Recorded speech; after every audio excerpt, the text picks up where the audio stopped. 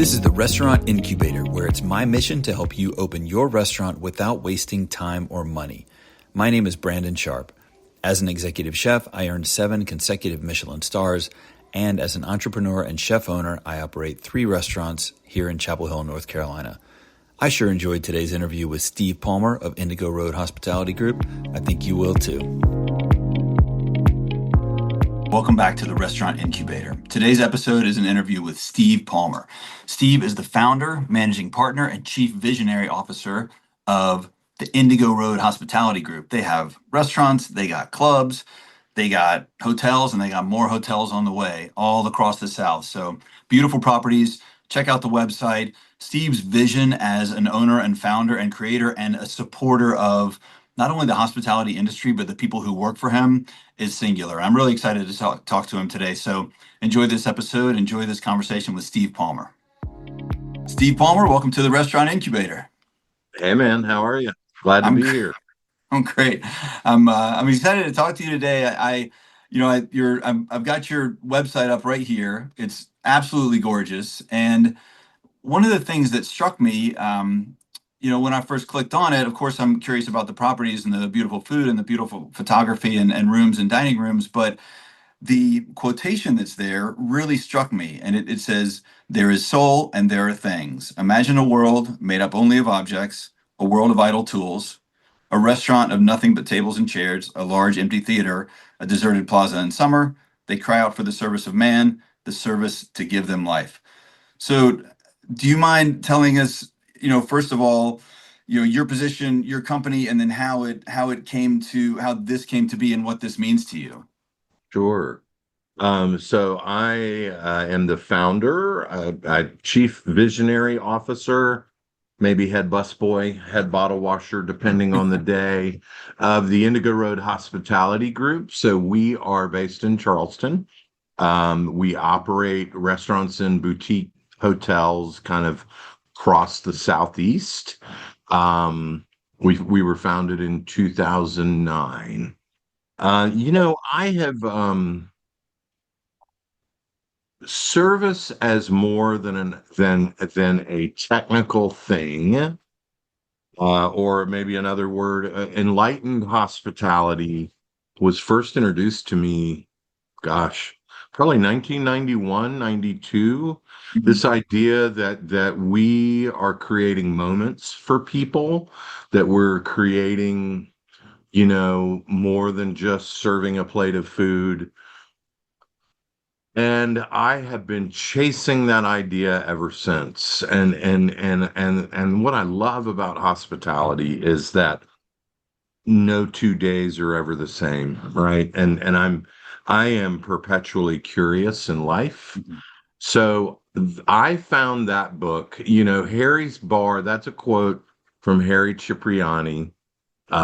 Harry's Bar in Venice, Italy, of course, where the Carpaccio was created, where the Bellini was invented. And it was a book that was not very well in print at the time. Now, the Cipriani brand has kind of grown to a global endeavor now. Mhm. Residents, hotels, and so the book is like back in print, but it was a pretty rare book. And it was about the life of Harry Cipriani. And it's just an inspiring book. It was written so long ago by his Mhm. son, Regio. But that quote was on the first page of the book. And you got to remember, this is like World War II era. So for somebody to be thinking about hospitality in that way then is pretty amazing. So I have tons of copies of it at home, and I give them out to people and you should read this book. Yeah. But yeah, we believe that service and hospitality are two different things. Service is technical, right? The right plate of food, Brandon, you get checked in at the front desk of a hotel. It's efficient. The check comes, it's rung up properly. But I always say this, if I asked you, have you been to a grocery store in the last 30 days? You would probably say yes. I would not say yes because I eat in a restaurant every night of my life. But and I would say when you got checked out, was it efficient? And you probably would say, yeah, they smiled, they were friendly. But if I said, who checked you out? Mhm. Most people are going to go, I have no idea. Um, Right. that's where hospitality shows up. When we make it memorable, you know, when we make you feel something, welcome, warm, you know, seen, valued, heard. Um, that's why we always talk about the transformational power of hospitality, because when it occurs, it can be pretty dynamic.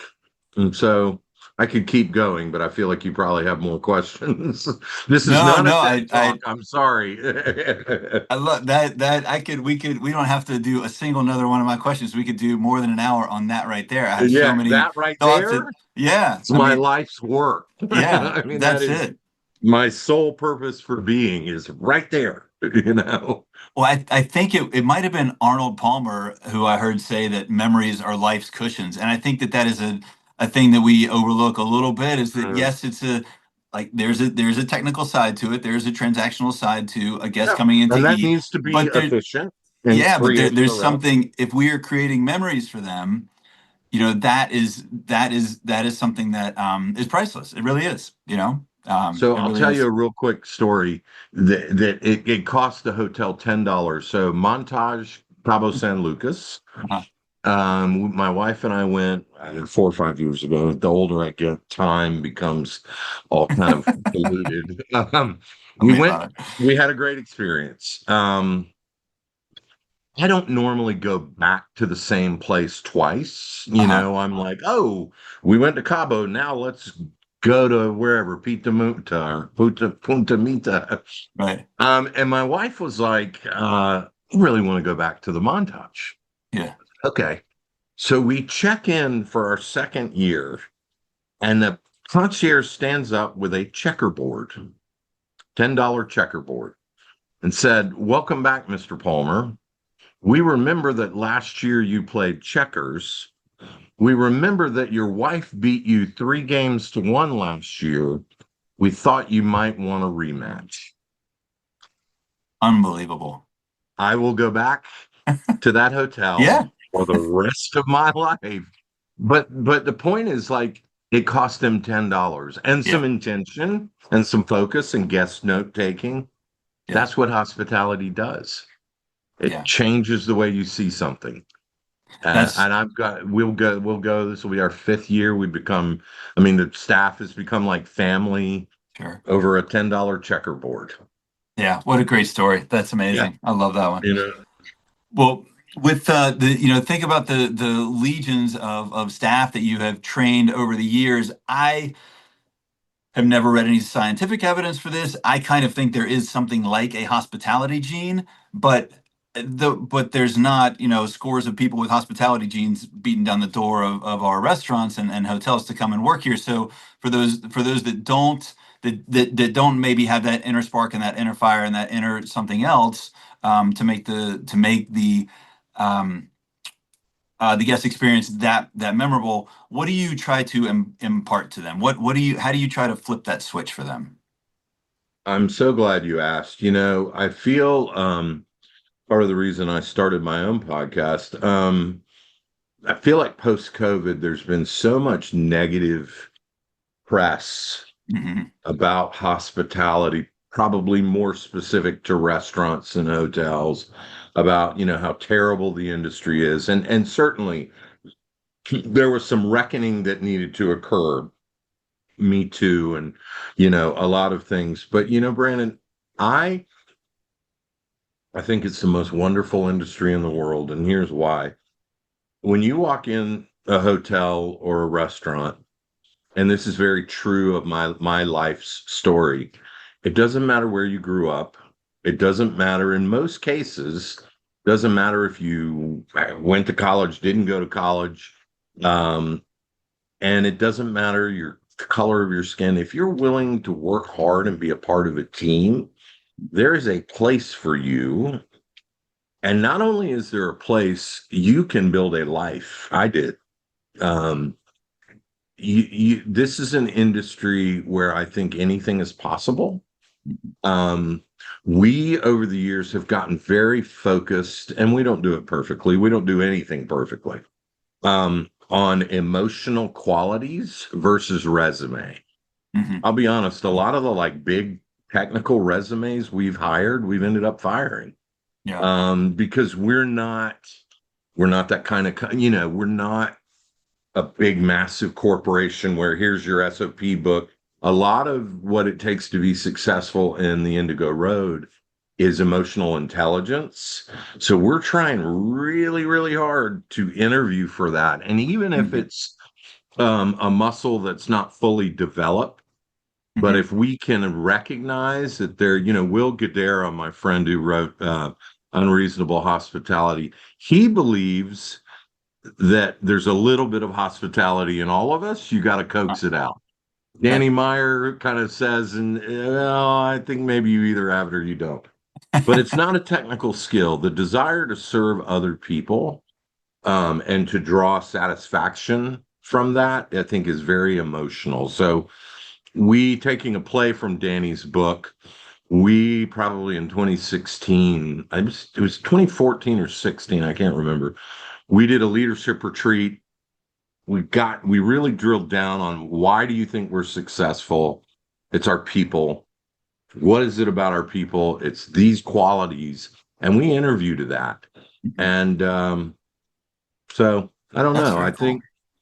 I think that, look, I've been all over the world in this industry. And, Hmm. if you want to if you want a career that you really can go anywhere. Yeah. I think hospitality's got it. You got to be willing to work hard, right? Yeah. I mean, nights, holidays, and weekends, we play when we work when others play. Yeah. Um, That's a sine qua non that some people can't get past, for they sure. can't.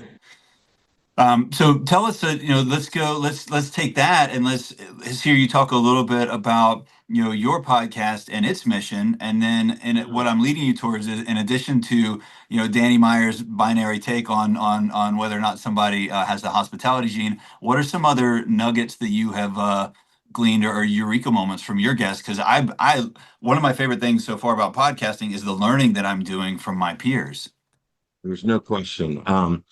I have gotten to interview, and I'm only like 11 episodes in, so Danny was on a couple weeks ago.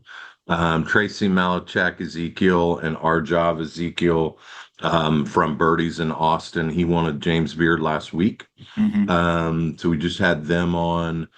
Um, I gotta tell you, I had no idea. I don't know if our guests, I think they're enjoying it because they say they're enjoying it. It's I'm not speaking for you. Having a podcast is totally selfish. Yeah. I get to meet people that I may not ever meet. I mean, maybe, but and I don't, my PR team and the producers, and they have all these pieces of paper, and I just sit down and start talking. I don't Uh-huh. even like 90% of the time, if I'm being really transparent, I haven't prepared anything. And I just start talking, and I'll tell you Yeah. why I made the decision. I was in Asheville with Katie Button a couple of probably a year ago, and we were lamenting how negative food media has become. Uh, Yes. and that's Jeez. dangerous to say because in some upcoming episodes, I have food Hmm. media on the show. Um, and she and I were like, we just wish people would tell more positive stories. Yeah. Um, that's my goal, Brandon. I'm not trying to get a deal with Spotify or, like it's not a Uh-huh. revenue stream. As a matter of fact, with my producer, I've said, I don't want to know any stats. Don't Uh-huh. you ever tell me how many people, I don't care. Uh-huh. I'm doing this as a selfish act of getting to talk to really cool people. Nice. So yeah, that's how it's been for me so far. I'm a baby in it. Everybody I'm asking is saying yes, which is really weird. I'm like texting Will Guidara going, hey man, I know you get paid to talk, but And he's like, yeah, sure, we'll do it in the fall. And I'm like, oh shit. Maybe you Um, can waive those 5 digits to sit yeah, down with yeah, me in yeah. Charleston, I'm right? like, um, so I just, yeah, Danny. I mean, I was shocked. Danny said yes, and I mean, I know Danny, but I Yeah, still respect. We all are busy, but it's been cool so far. I like it. nice. Well, on the subject of creating memories and also of naming restaurants, maybe less so hotels, but I find restaurants very difficult to name. It's But miserable. my It's miserable. yeah, but my philosophy with it is that I want a name that is a little bit generic so that it kind of fades into the background, because when somebody says Hawthorne and Wood to their friend, I don't want the friend to think, oh, what is Hawthorne and what is Wood, and is there an E on Hawthorne? I want them to think, oh, I remember that anniversary that I had there with my wife, or I remember that great old fashioned that the bartender made just to my liking. Like, and Right. so how do y'all approach naming your restaurants? A lot of them seem geographic or historical to the building. Yeah. It's interesting, right? Sometimes lately we've engaged branding firms. Like we Hmm. work with one specific firm, Sprout House, and Craig Evans is the creative director. 98% of them is like about sense of place. Hmm. We had a restaurant in Charleston for 11 years called the Macintosh. Well, on one of the old 1800s Sanborn map, the Macintosh Alley used to run right next to the building. So it was like, well, let's just call it the Macintosh. Hmm. Indico is redneck Italian for indigo. It's pronounced indico, but I'm like, Okay. let's call it Indico. I love So it. that's I love it. that's redneck Italian. You know, Oku is oak in Japanese. Okay. So um I wish I could, there's no rhyme or reason, Okay. but I'm with you. It is it is a miserable, and then you like can't agree, and then you ask your investor or you ask, and now suddenly there's 10 people trying to, Right. and I'm like, oh, why did I do this? And not that any of them are any less smarter than it's just too many chefs in the kitchen. Uh-huh. Naming a restaurant is hard. Sometimes it's really obvious, Yeah. like the name of a street or the name of the building, or Hmm. in the South we have all these great old historic buildings, and a lot of our places are in historic towns. So I always try to lean into that, Yeah. just to root it in that this is a sense of place. But yeah, Godspeed on naming restaurants. Yeah. Yeah. No, I think that's a great foundation to have, is if you have a historical building or some historical street or neighborhood. That's Right. wonderful. So of the restaurants that are currently in y'all's collection, in y'all's portfolio, I'm curious as to what opening day for you looked like for the first concept you opened versus where were you standing, what were you doing on opening day of the most recent concept? Oh, that's a great question. Well done. I bet it's a little different. Yeah, I mean, I opened like 60 restaurants. So opening day of the original Oku, our Japanese sushi concept that we have like 11 of now, was I had no idea what I was doing, right? I'd never worked in sushi. I had had a meal at the original Nobu in downtown in Tribeca in New York. This is like '05, so maybe 20 years ago. That had really, like, I call them light bulb moments. The server came over. I was pretty intimidated by the menu. Like sushi to me at that point was strip mall with fried with bang bang sauce or, whatever. And I just said, how long have you worked here? She said 3 years. Um, I handed her the menu and I said, well, just order for me. And she sent 9 plates and not one was a sushi roll. And I was like, like it just completely, I was like, oh my God, well, this is incredible. So I built a sushi restaurant. I had never worked in one. I had no idea what I was doing. I was, and we were slow for the first year, by the way. So every night I was like having a panic attack. Mhm. Lost the investors. The first time I borrowed money, Right. I'm a failure. So That was pretty awful for the first Yeah. 18 months, to be honest. Uh-huh. Nobody got it. I was like, maybe we should just do burgers. It's right when Shake Shack was starting to be, I'm like, we should just do a burger place. Hey, y'all, a quick break in the action. If you want to end up sitting where Steve Palmer is sitting someday, owning restaurants, owning hotels, but you need a little help getting started on your first restaurant, click the link in the show notes. I've got a booster kit, the Restaurant Launchpad Starter Pack, with some basics to get you started on your path towards restaurant ownership. Back to the show. We opened the Two Bit Club on Thursday, which is our Vietnamese concept in Charleston, in our Hotel Richemont. And there's a team. We have a director of culture. We have an area director. Um, I'm still at every opening. I'm still eating the food, talking with the chefs, but I have a team now, and I love my team. I mean, like there are. I'm humbled by my senior team. It's about 26 people now, and the average tenure is like 9 years, and we just kind of there's a lot of trust. There's no egos. We all just want to do good work. Mhm. Um, I still get just as nervous. I've never done Vietnamese. What do I know about Vietnamese? I'm a 55-year-old white guy. I mean, like, Uh-huh. what do I know? But I'm forever curious. I'm forever taking risks. Uh-huh. Which I forever put myself in a panic attack. Friday night at 3 in the morning, I was laying at the bed. Why are you doing this? But the difference is I'm surrounded by really beautiful souls and just really great people. Whereas the first one, I felt like I was completely alone and I had Mhm. made the worst mistake of my life. Mhm. Mhm. We now have 11 Okus, so it worked out, Yeah. but I sure as hell didn't know that March 1st, 2010. Yeah. Yeah. Well, I'm glad you said the word lonely there, or an iteration of it, because it can be lonely. It is lonely for a while, and some of us, I'm my question is, at what point did your restaurant group have enough cash flow for you to hire someone who was not entrenched in the operations? And was that HR or CFO or director of operations? What was the first position that you hired for that was up above, with you at the director level? Sure. Another good question. These are great.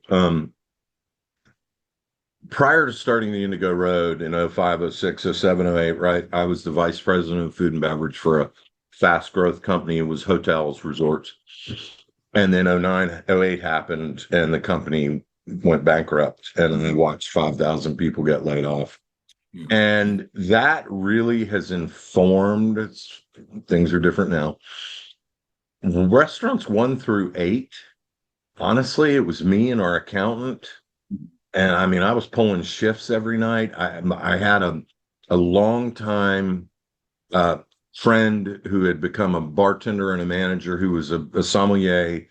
He came to me and said, I want to do the wine buying. And I was like, I'm not, I'm not looking to add overhead. And she came back, being the little entrepreneur that she is. She said, if I can lower the wine cost enough across all 8 restaurants. Oh no, she came in at 4 and said, and to cover my salary, Mhm. would you be willing to let me try? And I Awesome. said, what can somebody that's going to take that kind of ownership? I was like, Yeah. hell yeah. So for a long time, Ryan, it was me, Jennifer, and Vonda. I Mhm. mean, I was so afraid of overhead in the Yeah. beginning. And I was single. I mean, I think a lot of it becomes situational. Mhm. Um, but I was single, no kids, was 40 years old. I was able to work 7 days a week and travel and drive around and act like a lunatic. And Mhm. I still am doing that, just with a lot more people. Um, but I always caution entrepreneurs about overhead. I am not saying don't have the tools you need, because, right, the converse of that is somebody's drowning and they should have asked for help 2 years ago and now the business is struggling. But entrepreneurship is lonely. Mhm. You said it. It is. There are many. I talk to other owners, and we're always like, we should start like a support group or a Yeah. quarterly retreat Mhm. because when you're the person that everyone is coming to answer the questions, you often are left thinking, but who am I supposed to get my answers, my questions answered? Mhm. And that all ties into growing a company. We eventually, what was the first position after that? Man, I think we were at like 10 restaurants before we started having like, director of ops. And Mhm. I was very late to the overhead party. Yeah. Yeah. Well, I would, there's some, there's some, there are a couple chefs in North Carolina who I can think of who have a few restaurants and 7 or 8 directors, and I just wonder how in the world they do it. They're It seems not. incredibly top heavy, but They're not. You know yeah, that. I mean, I always say, look, nobody, I mean, the P&L is the P&L. I haven't yeah, met an operator yet who wasn't looking at the exact same P&L I was looking at, needing to hit the exact same margins. You learn approach, but mhm. yeah, I'm talking to someone right now who has 6 restaurants and 9 people on their corporate team, and I'm like, I Wow. I don't know what to. I mean, like, there's your problem. Yeah, You just can't do that. yeah. Um, No, I don't so see how. scared of overhead, and Mhm. obviously now that train has left the station because we have 2,100 employees and Yeah, we have HR and marketing. I mean, it's a big damn company now, but I fought it for a long time. yeah, yeah. I Well, was scared. what's that? I was scared. I'm sure. I didn't Yeah, want to I go. I am. didn't I want to am go too. broke. I mean, Yeah, yeah. I don't know how to pay somebody who's not, personally generating an ROI. Right, It's right. a mystery It to me. scares me to death.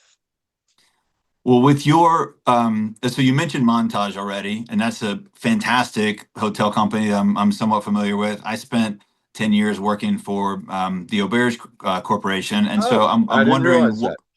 I'm wondering what hotel collections or brands you look to for inspiration. You just said it. I love Yeah, Auberge. Amon is a yeah, brand. So obviously my affinity for Japanese food and I find myself in Japan. So I've stayed at the Amon Tokyo, Amon Kia in Kyoto. I like that brand. Um, who else? Six Senses. yeah. I mean, I like the high touch. It's not even like those brands are at the 5-star level, but I'm not traveling at that level because it's 5-star, if that makes sense. Mhm. I want experience. Mhm. I love Asia. I love the mountains. So Montana, the Amangani and Jackson Hole, my wife and Yeah. I have stayed at. The views off the back of the hotel. I mean, it's unbelievable. Um, I still, in Miami, we like the Faena. So I still like to find those sort of like unique one of one. I mean, they have a hotel in Argentina, but yeah, just high. I mean, experiential has become one of those overused words in the Yeah. hotel space, Mhm. but like truly experiential.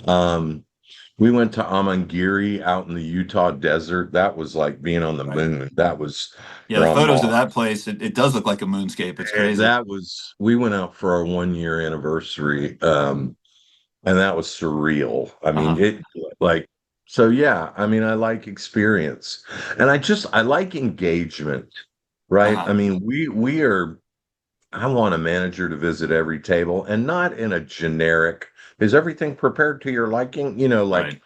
relationship building. And I'm always surprised when I check into a small hotel and there's no engagement in the restaurant. The check-in was generic. Like I like hotels because we are in our hotels leaning into surprise and delights. A lot of the stuff Will Mhm. talks about in Unreasonable Hospitality, Mhm. going that extra mile for that person, not just, oh, here's your amenity of strawberries and chocolates. And, Right. like, oh, back at the montage, I said something about Georgia Bulldogs. Now I'm in Mexico. 2 hours later, I had a Georgia Bulldog hat on my bed with my name embroidered in it. And I was Unbelievable. like, what? Yeah. So yeah, I mean, anywhere where people are trying to make magic, I Uh-huh. want to go because for somebody that is creating magic, I need that to refill my tank. Yeah. I get so inspired in other people's restaurants and in other people's hotels, and I Uh-huh. meet people that don't eat in other people's. Like, I'm like, what are you're missing? You're missing out. Yeah. How about Yeah. you? Where do you like to travel? Well, so there's when we go to DC, which we've gone a couple of times recently, we stayed at the Riggs, and that is fantastic. It's just off the mall and it's across the street from the Portrait Gallery, which I think I is haven't might be heard of it. our favorite museum there. And then you can go to all the Smithsonian's from there and walk with the kids. But the Riggs is part of a collection whose I can't remember the name of the collection, but we went to Greece last summer for our 20th anniversary, and a couple weeks down on the boat, but then a few days way up in the mountains in Aristi, and they have another resort or another hotel that's in that collection, just tucked way up into a high canyon near the frickin' Albanian border. But it Oh was the wow, I same love that. level of Right. care and touch and personal and just everything about it. Just the experience. It was such a quality experience, even though you step outside the door, instead of onto K Street or whatever in DC, you're on a alley this wide that's paved with stones that have been there for 600 years. So somehow that DNA translated from one to the I other. So love that. that was a very cool thing. Yeah, I've experienced that with the Ochre collection. So like Eden Rock in St. Bart's, the Hmm. Hotel de Cap in south of France. Um, yeah, also oh God, it starts with the Dorchester collection out of Sure. London. They have the Hotel Bel Air, Beverly Hills Hotel. Yeah, yeah, these I'm really curious because we have 7 hotels and they're all individually branded, and Hmm. our DNA is our hospitality, right? Right. It's interesting to me. I mean, I certainly understand. We're working on a hotel in downtown Jacksonville, an old 60-year we're rehabbing. It's called the Ambassador. Hmm.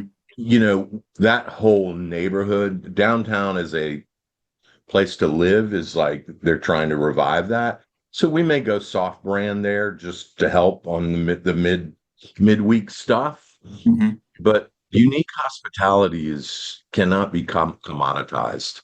What you Right. experience at the rigs cannot be experienced in a Ricci, but you Yeah. can have the same person trying to deliver that experience. Yeah. We Yeah. just stayed 100%. at in Paris. We took my daughter on spring break, Hotel Athénée, Okay. and we had that Eiffel Tower suite, and there was a rooftop. She'll remember that for the rest of her life, you Yeah. know? I mean, that's hope. She better. Yeah. The ungrateful little shit. No, I'm just Right. kidding. I love you, honey. No, but that's a singular experience for sure. Well, Yeah. when you go, so to somebody, maybe there's a listener who is a restaurateur who's aspiring to become a hotelier. So on the financing side, is it just like in my head, it's a matter of playing, going from restaurants to hotels is a matter of playing with $10 poker chips as opposed to $100 poker chips. But is it more? What is the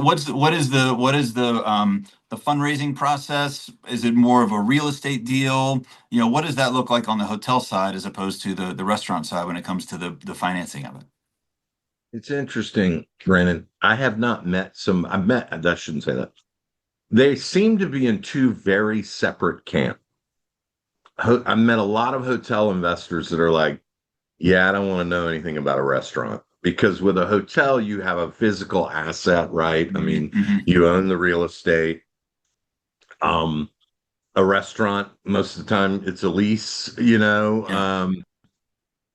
one of my investors, who is my partner, who's amazing, he's invested in both. And he said to me recently, Steve, with an Oku,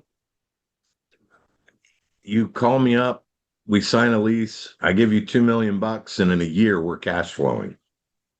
That's not a hotel, right? And so I would say, I think categorically, a restaurant is a little, if it works, Hmm. caveat, Big if, yeah. big caveat, the return on capital is quicker. Hmm. Um, Hotels are much more of a long view. Hmm. You would argue it's probably a safer bet.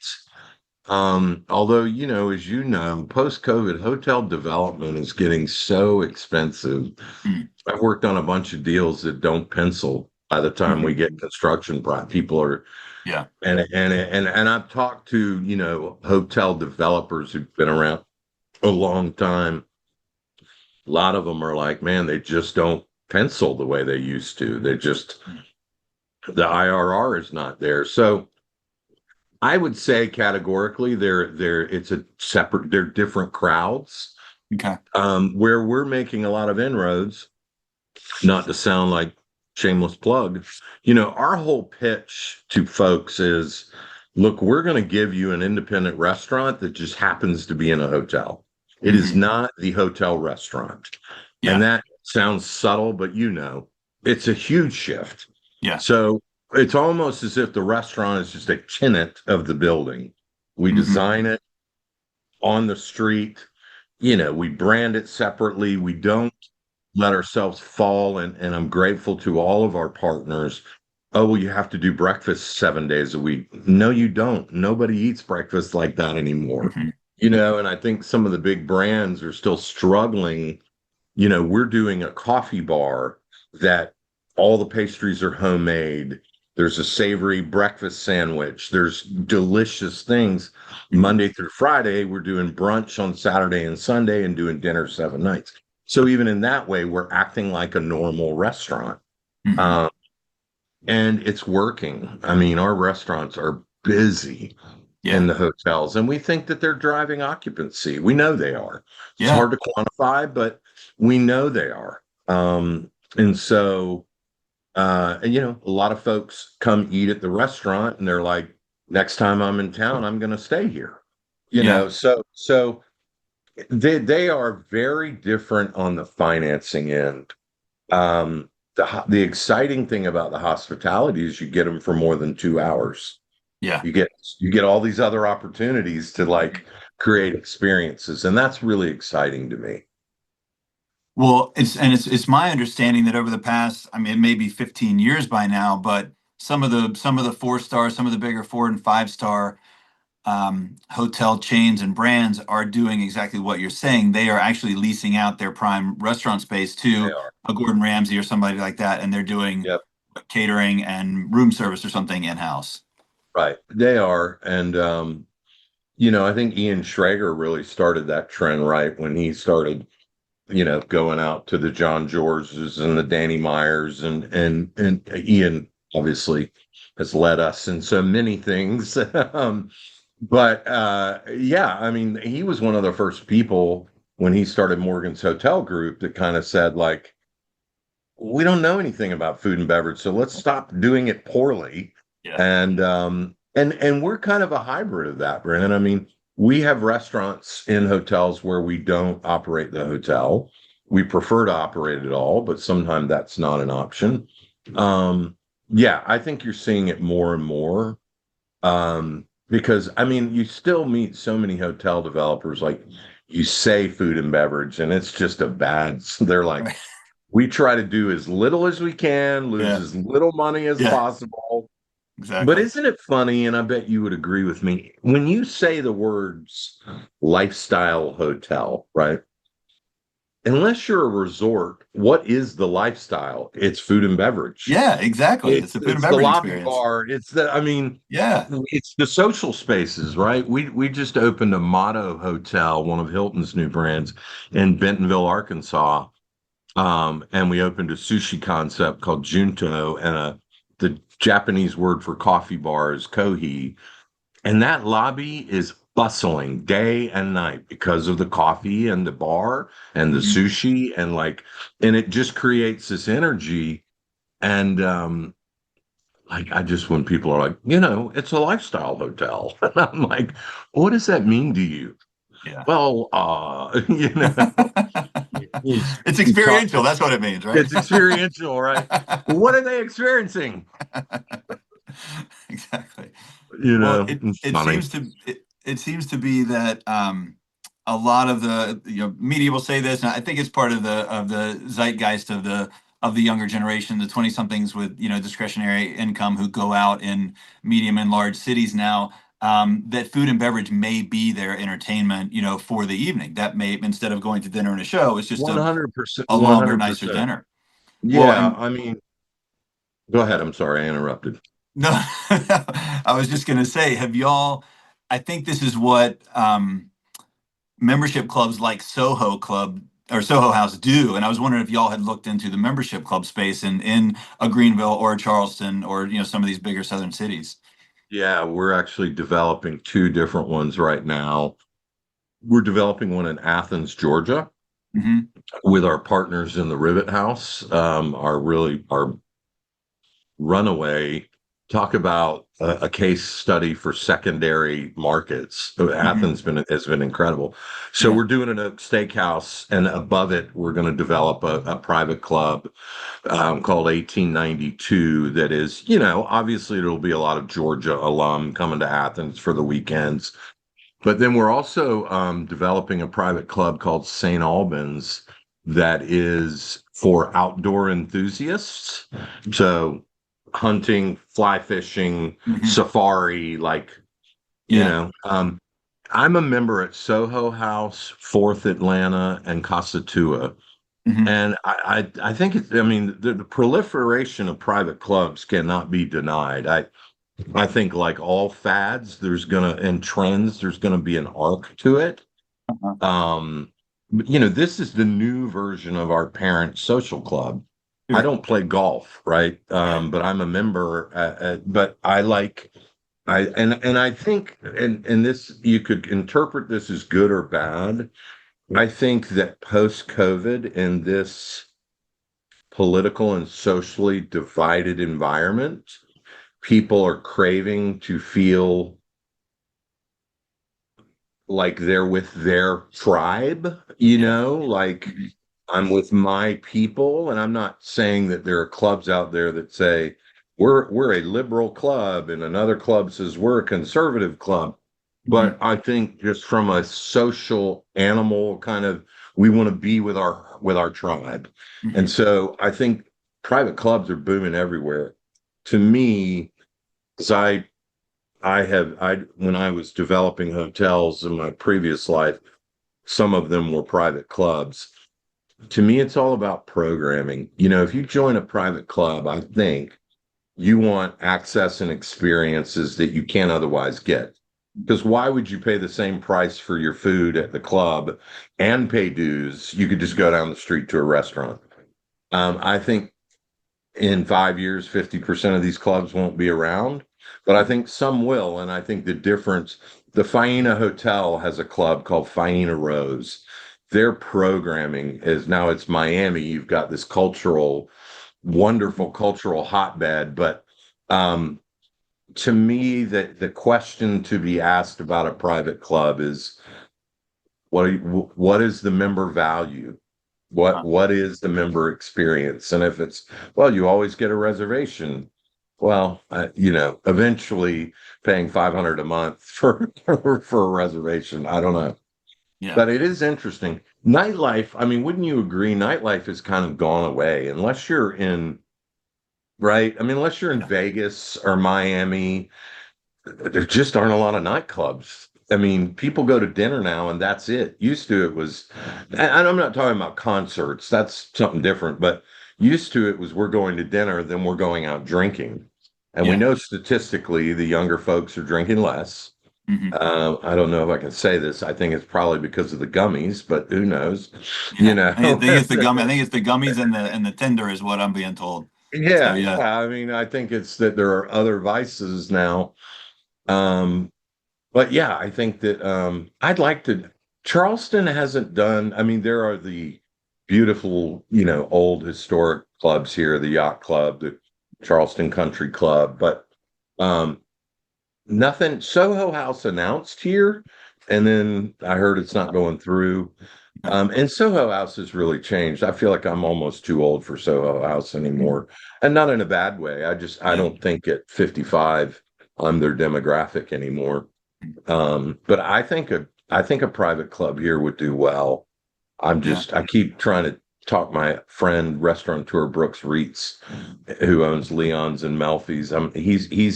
He's the generation behind me, and he's like Uh-huh. super cool. Uh-huh. And I'm like, you're the cool guy. You should Right. you should do the private club. Uh-huh. And he laughs at me. Well, I'm is too Saint old. is I'm too old to be cool anymore. so is St. Albans a low country experience? Where is it? I'm sorry. It's a group out of Atlanta. Okay. And the goal is to possibly expand to Nashville and Dallas. Okay. Early incubator stage, but designing, found a space in Buckhead. Okay. In Buckhead, I mean, God, 5 private clubs have popped up. So Yeah, I believe it. I believe it. again, it's going to be interesting 2, 3, 4, 5 years Uh-huh. which one of these clubs, and I maybe they all are, but I keep looking at them and thinking, well, what's the member proposition? Right. What are you giving me that other than access to a reservation? I Uh-huh. feel like Uh-huh. you got to do more than that, whether it's, Faina, they do documentary filmmakers, Soho House does too, Hmm. musicians, exclusive access. Yeah. Yeah. Because we know all the data says people travel for experience and they want to do things that they can't get other places. Hmm. Hmm. So what are the hotels that y'all have in development right now? So we're working on again southeast focused. We're working on the Ambassador Hotel in Jacksonville, the Hagler Hotel in Camden, South Carolina, which there's a 300-year-old equestrian history in this town, and I know this because my daughter shows horses. We're developing a 50-room hotel there.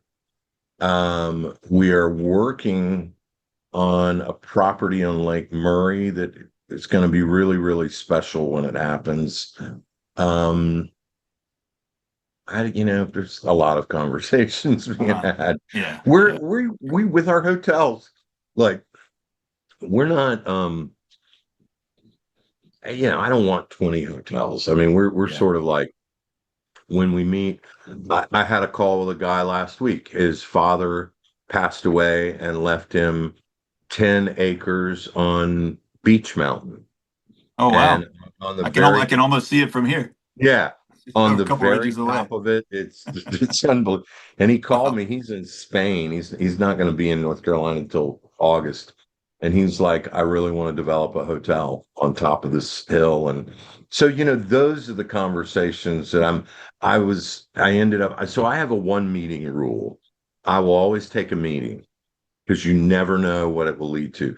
I ended up on a 700-acre horse farm in Kentucky between Louisville and Lexington a couple of weeks ago, walking this beautiful horse ranch that has been in this family for years, and they want to develop hospitality on it.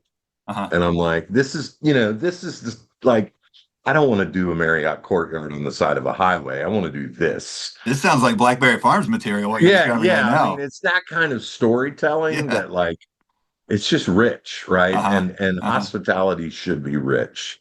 It should be authentic. It should be genuine. Um, so there's a lot of exciting conversations like Hmm. that I consistently am like, how did I end up here? I ended up here because I took a meeting with this guy who Hmm. told this person to call me when they were doing that thing. And then I end up like in Bentonville, Arkansas. And I'm like, okay, we're gonna have 5 things in Arkansas. Let's go. And Let's go. everybody in my life is like, wait, what? And I'm like, it'll be fine. Just keep going. Awesome.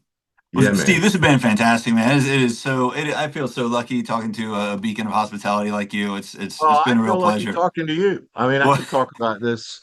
I mean, I do something called coffee and culture with our teams. hmm Not as regularly because as we've grown, I'm now trying to get some other folks on our team to do it.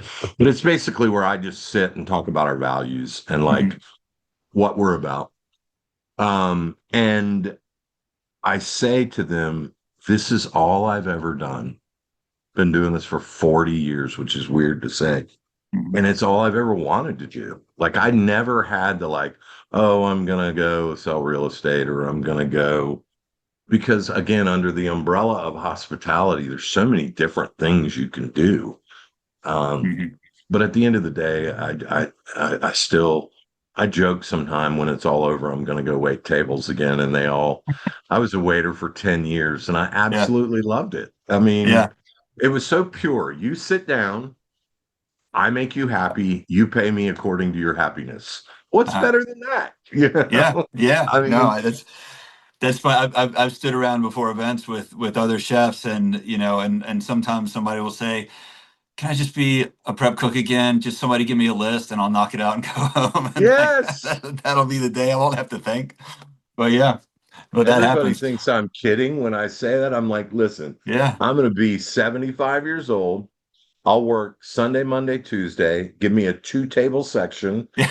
I just like it doesn't have to be, like just Right.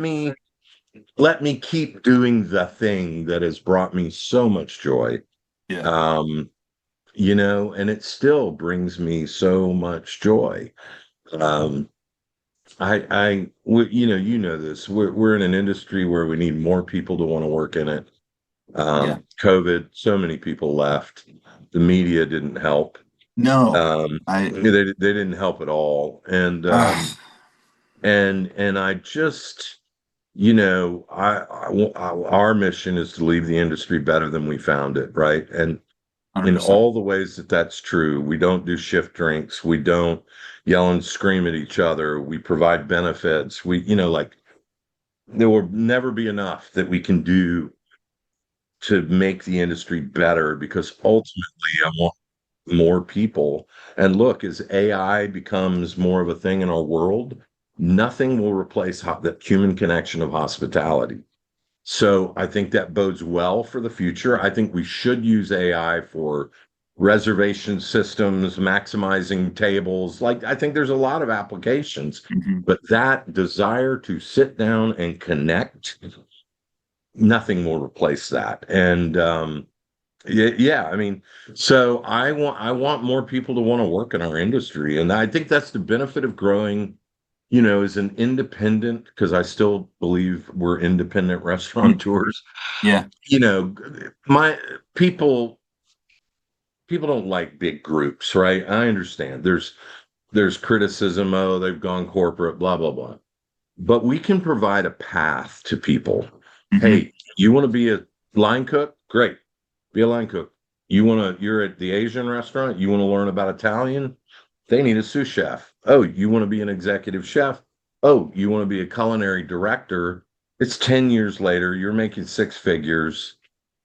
So I mean, Yeah. and having a group provides that. And I like watching people grow is so soul satisfying for me. Absolutely. Somebody asked me the other day, they said, um, what do you enjoy the most? And I'm sure they thought I was like giving the HR shtick, but Uh-huh. I meant it. I was like watching you enjoy your job Yeah. because I mean, I was addicted to drugs, homeless. That's a podcast for another time. And the restaurant took me in. I have hmm an eighth grade education. And I mean, this industry is one of the best industries in the world, and and I'm sure you feel the same way. I want it to be more attractive to more people. Yeah.